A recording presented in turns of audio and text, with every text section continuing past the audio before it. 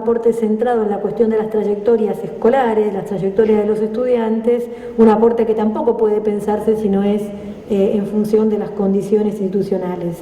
Voy a dejar planteado hoy, y en todo caso extenderme mañana, sobre el hecho de que el trabajo docente es un trabajo no individual, no personal, no doméstico, de las puertas del aula para adentro, aunque muchas cosas ocurran allí, por supuesto, sino que es un trabajo que, aún en lo que allí ocurre, es un trabajo de carácter político, de carácter institucional, colectivo y colaborativo, y que la enseñanza, que es la principal función que el sistema escolar reconoce a los maestros y profesores, constituye una función institucional, y eso tiene consecuencias muy importantes respecto de cómo se puede entender esa tarea. Si uno entiende la enseñanza como una tarea individual, pasan algunas de las cosas que, por ejemplo, planteaba Emilio. Sería enteramente legítimo, desde cierto punto de vista, evaluar el trabajo docente por unos resultados que uno habría obtenido a título individual. Pero la realidad es que las trayectorias escolares, esto que somos nosotros, los que estamos aquí, que somos parte de la población que ha tenido éxito en el sistema, que ha transitado por el sistema y parece que le gustó lo suficiente como para permanecer en el sistema, estos que somos nosotros no somos el resultado de un profesor más o menos inspirado, de una maestra, un maestro más o menos referente, aunque nosotros nos podamos contar nuestra biografía escolar en esos términos, ¿sí? Uno, por supuesto, que puede recordar a un maestro, a un profesor, pero uno está aquí en parte siendo resultado bastante indeterminado de las prácticas de muchísimas personas en contextos institucionales. No sé si se verá, ustedes lo tienen bien grande, yo acá lo veo medio chico, pero en todo caso, yo puse allí un esquema que utilizo mucho para el análisis de las trayectorias escolares, un esquema que me permite destacar que de los muchos avatares que pueden ocurrir en las trayectorias de los niños, de los adolescentes, de los jóvenes, inclusive de los adultos que estudian en nuestras escuelas, solo algunos de estos avatares constituyen las trayectorias llamadas teóricas,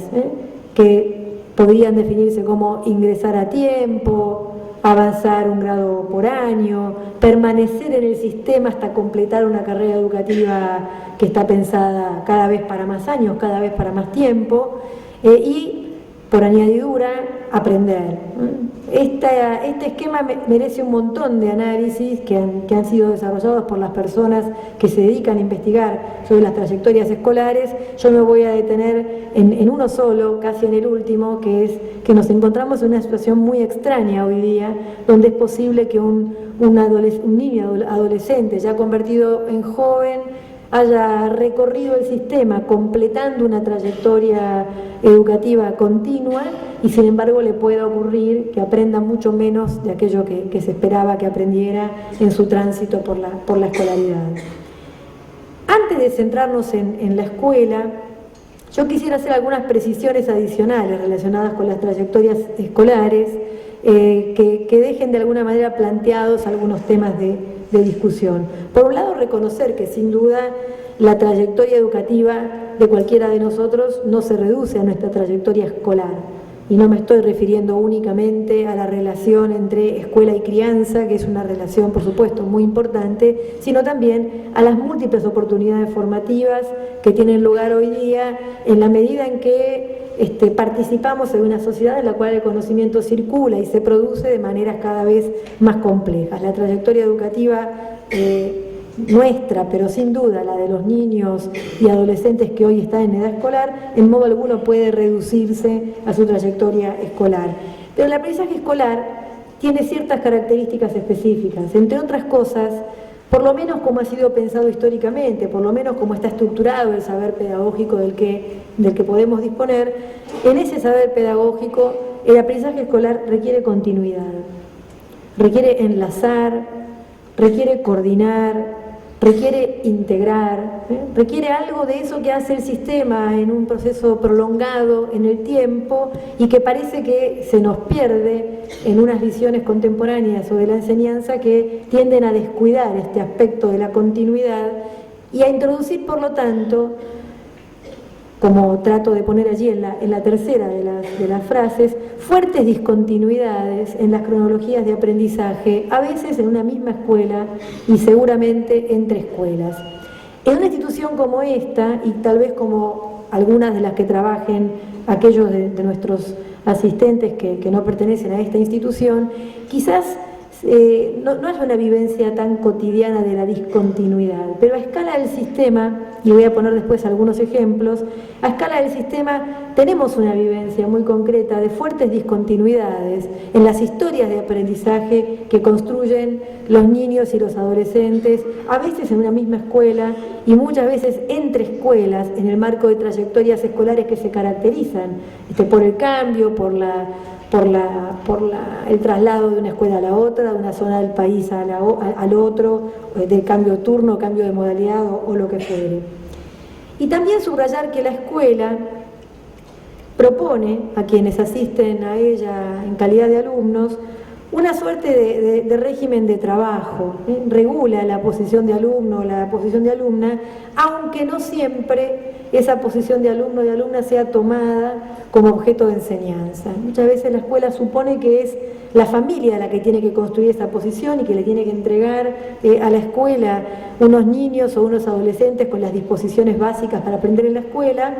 Por supuesto que la familia tiene allí un papel que puede cumplir y que es importante, pero también puede ocurrir que ese papel no pueda ser cumplido por falta de tradición escolar o por una cantidad de circunstancias que en este momento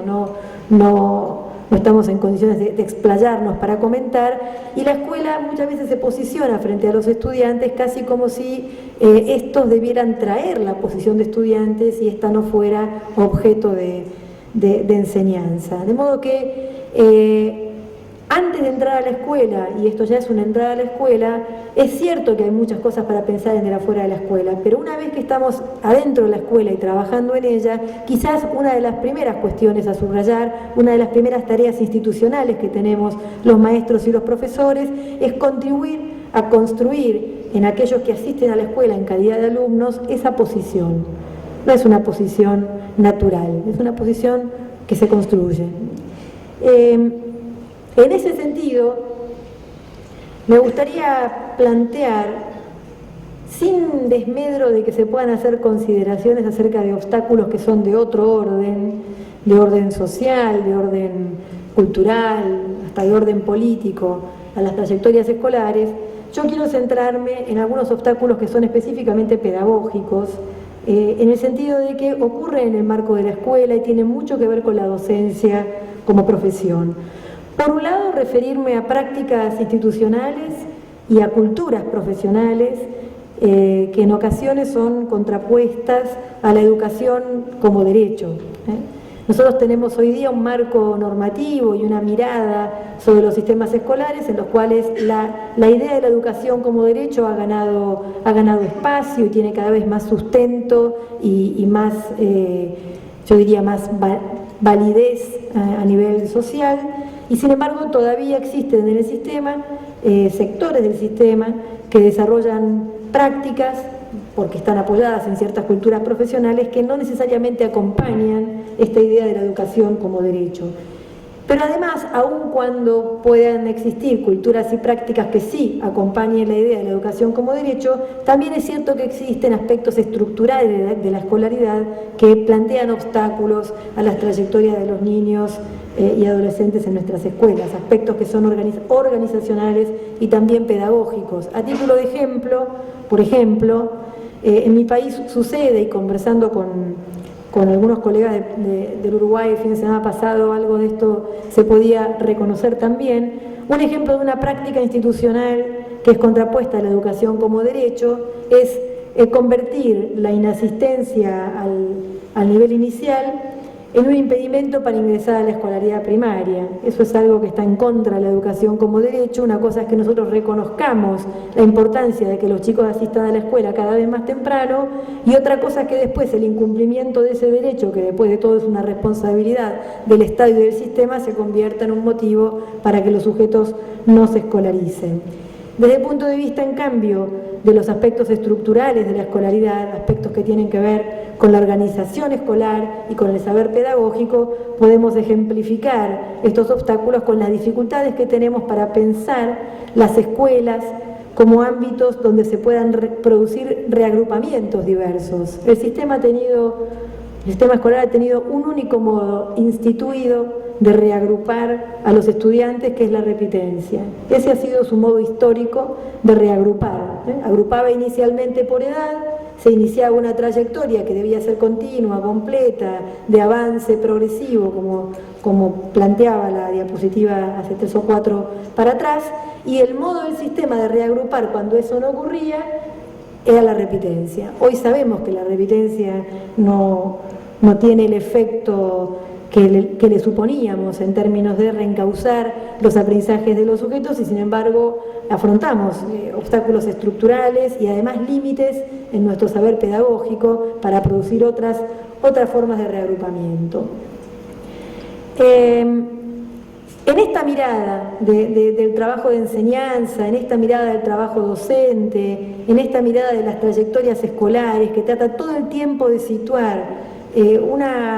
un nivel de análisis institucional, un nivel de análisis que escape a esta mirada casi doméstica de la enseñanza y casi doméstica de las trayectorias. Si el docente enseña y el alumno aprende, las trayectorias progresan, y si el docente no enseña bien o el alumno no pone lo que tiene que poner para aprender, entonces las trayectorias no progresan, con completa abstracción de las condiciones en que tiene lugar la enseñanza y el propio aprendizaje. Nosotros, instalando una mirada institucional, tendríamos que poder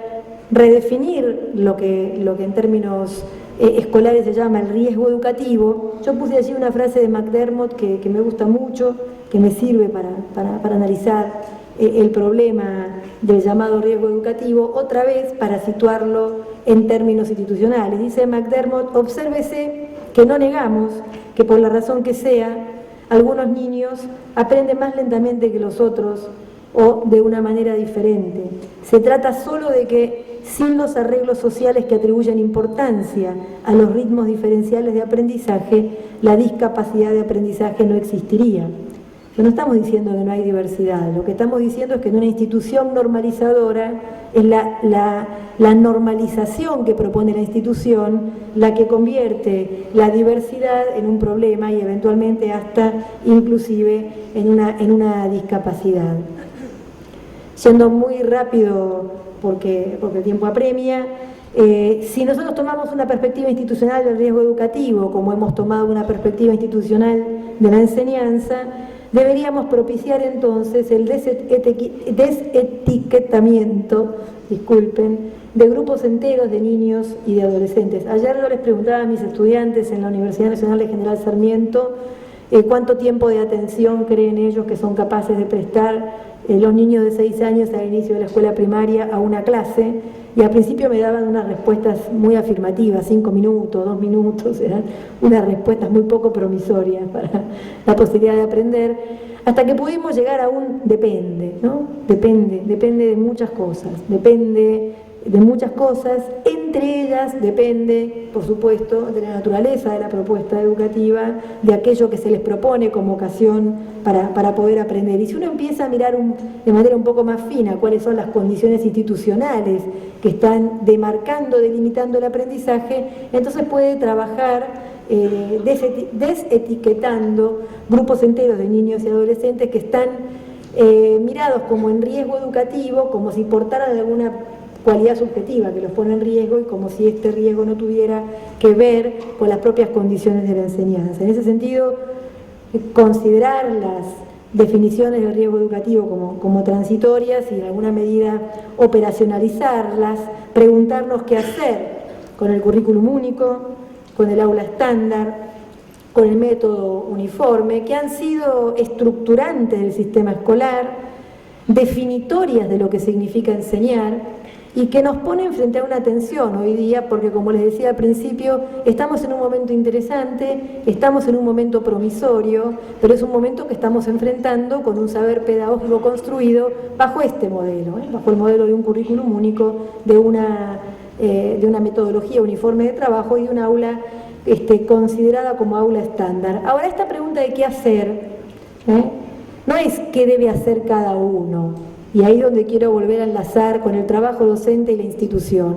No es cómo le encuentra la vuelta a cada uno de nosotros, sin quitarle a ninguno de nosotros la responsabilidad que nos cabe en el trabajo de enseñar. Yo quiero insistir en la definición que propuse al principio, de este trabajo de enseñar como un trabajo de carácter colectivo, de trabajo colaborativo, y como una función, esta de la enseñanza, que es una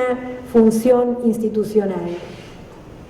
La próxima filmina que voy a poner, la quiero explicar antes de ponerla, porque si no los datos les van a atraer lo suficiente como para no escuchar la explicación que va en paralelo. La próxima filmina que voy a poner trata de enlazar la enseñanza como decisión que se toma casi en solitario por parte de muchos maestros y maestras, las oportunidades de aprendizaje de los chicos y las chicas, de los nenes y las nenas en este caso, en las escuelas, y las trayectorias escolares. Fíjense, lo que puse allí alcanza con que vean que lo que se ve son unas barras bastante diversas. En esas barras bastante diversas yo estoy tomando las decisiones, estoy ejemplificando, representando de cierta manera las decisiones que han tomado 7 maestros rurales en 4 escuelas distintas, en 601 actividades de aprendizaje numérico que les proponen a los chicos. Si ustedes miran esto y ven la variedad de las barras hacen referencia a distintas variables del conocimiento numérico, por ejemplo, a los conocimientos básicos, por ejemplo, a los problemas aritméticos, por ejemplo, a los aspectos multiplicativos del sistema de numeración. Ahí hay 6 variables en las cuales, en una investigación que estamos llevando a cabo, nosotros agrupamos los conocimientos numéricos. Si ustedes miran, 7 maestros de primer ciclo rural en mi país, primer ciclo es primer grado, segundo grado, tercer grado, toman decisiones extremadamente diversas acerca de qué es lo que los chicos tienen que hacer cuando aprenden matemática. ¿Por qué pasa esto? Bueno, pasa esto porque, a pesar de lo que estamos diciendo aquí, persiste de alguna manera una definición del trabajo de enseñanza como una definición enteramente individual. Existen currículos, pero no parecen regular la actividad docente. Existen inspectores, supervisores que van al sistema, pero no parecen incidir en aquello que tiene que ver con el meollo del trabajo de enseñar, que es promover situaciones para que los chicos puedan aprender. Si uno mira lo que le puede pasar a los chicos entre escuelas y en una misma escuela, y se apoya para eso en este gráfico como un ejemplo posible de lo que ocurre, lo que se da cuenta es que algo tan central para la trayectoria escolar como la construcción de conocimientos numéricos en los 3 primeros grados de la escuela primaria parece ser algo que queda al arbitrio de la decisión de cada maestro. Y no es que no hay currículo,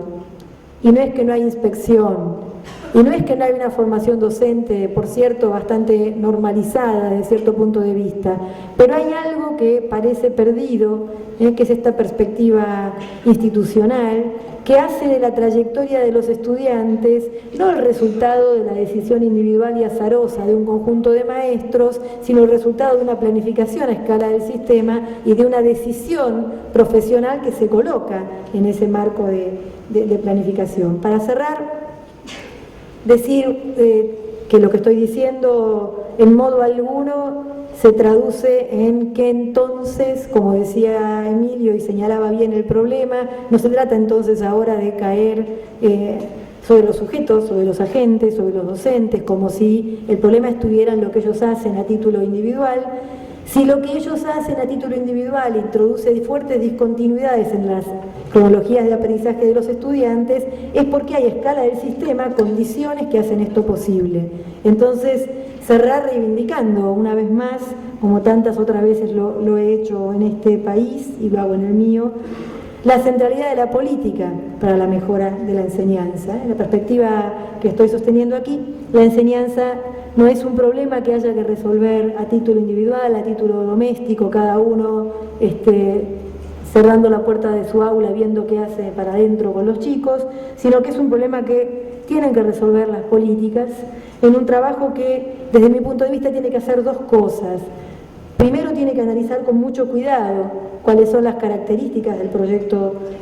pedagógico, del proyecto didáctico que se requiere para que los propósitos de las políticas puedan cumplirse, para que estas trayectorias escolares que queremos continuas, completas y con aprendizajes relevantes puedan producirse, y que establezca, sobre la base del conocimiento fundado acerca de la enseñanza, ciertas condiciones que son organizativas, institucionales, presupuestarias, normativas, para que ese proyecto didáctico pueda desplegarse. Yo no estoy aquí para desresponsabilizar en modo alguno a cada uno de nosotros por lo que hacemos, pero sí estoy aquí para decir que la mejora que cada uno de nosotros puede hacer de la enseñanza, de acuerdo con su leal saber y entender, hoy en día es un problema. Si no hay ciertos acuerdos colectivos a escala de la institución, si no hay ciertos acuerdos colectivos a escala de la profesión, y si no hay ciertos acuerdos colectivos acerca de cómo las políticas estructuran el trabajo de maestros y profesores en las escuelas. Muchas gracias.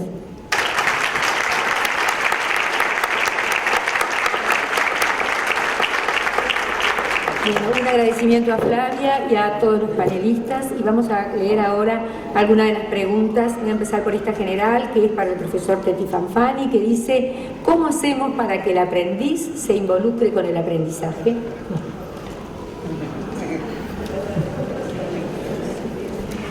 Puedo completarla con esta que te va a completar, que dice también: ¿cómo cree usted que se podría lograr la cooperación del estudiante? ¿Cómo generar hoy el interés de los adolescentes?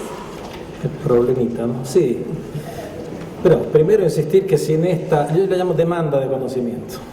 Saben ustedes que el conocimiento es un capital, ¿no? Es un capital en el sentido que es riqueza que produce riqueza, que cada vez más central en las estrategias de reproducción social. Las familias se están dando cuenta que ya no basta la herencia.